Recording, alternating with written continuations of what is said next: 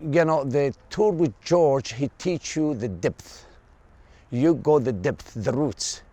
The other touring, I call it soft chocolate. They show you the surface. Not all the tours do what we do. And what I love about this tour is it's very nice, let's say, simple and easy people to work with, you know, and they always take care about their guests. And I have always like the green light to make them always happy, and that's actually what I love to do.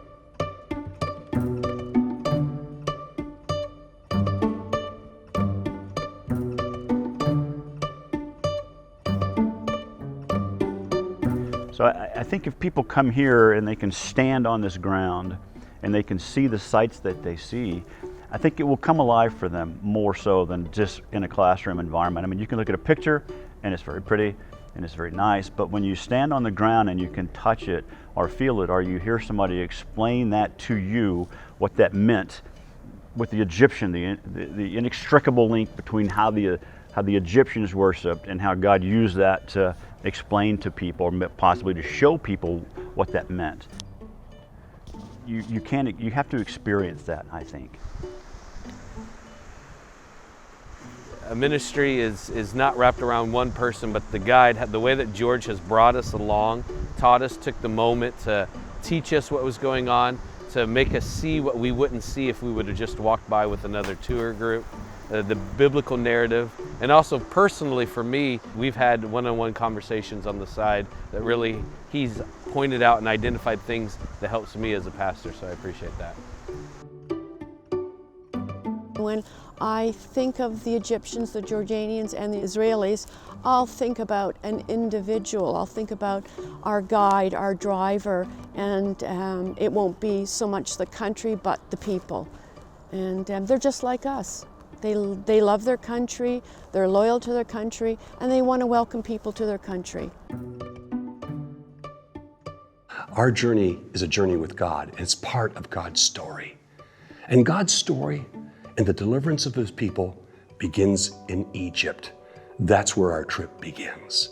Our trip begins thinking about, why Egypt? What is Egypt? Who is Pharaoh? What would it be like to be slaves to Pharaoh? And how would God ever deliver His people from Egypt? Then we float down the Nile and we visit the temples of Egypt at various sites. And we'll discover what Herodotus said, that the Egyptians were the most religious people he'd ever encountered. And indeed, they were. No other people in the ancient Near East built as many temples. No other people had as many deities as the ancient Egyptians. And then we'll wonder about, how is it that God would use a Hebrew baby boy and that Pharaoh would adopt this Hebrew baby boy at a time when he was drowning Hebrew baby boys? And we'll marvel at the wonder of how God works. We'll leave the Nile and we'll fly to the Sinai, and we'll be in the Sinai Mountains, and we'll think about the wilderness as we drive through the wilderness and walk through the wilderness, of how God uses the wilderness to shape His people. We'll cross the Aqaba Mountains as our ancestors in the faith did. And the moment we do, we are in modern day Jordan. We'll drive along the King's Highway to the north and we'll be at Mount Nebo, Prophet Mountain, where we'll think about Moses' time ending and Joshua's time beginning. Joshua, the Hebrew way of saying Jesus. And we'll think about not only the transition between Moses and Joshua, we'll think about the transition between John the Baptist and Jesus. Then we'll cross over the Jordan River and we'll come to Israel and we'll head right to Jerusalem. That place, that city where Jesus on the Mount of Olives prayed, "Oh Lord, let this cup pass." But our brave Savior embraced the cup, drank it all, and we'll visit the Church of the Sepulchre, that place that marks the death of Jesus, that place that marks where Jesus was entombed. And it's that place that will celebrate a risen, regnant Lord. Egypt, Jordan, Israel.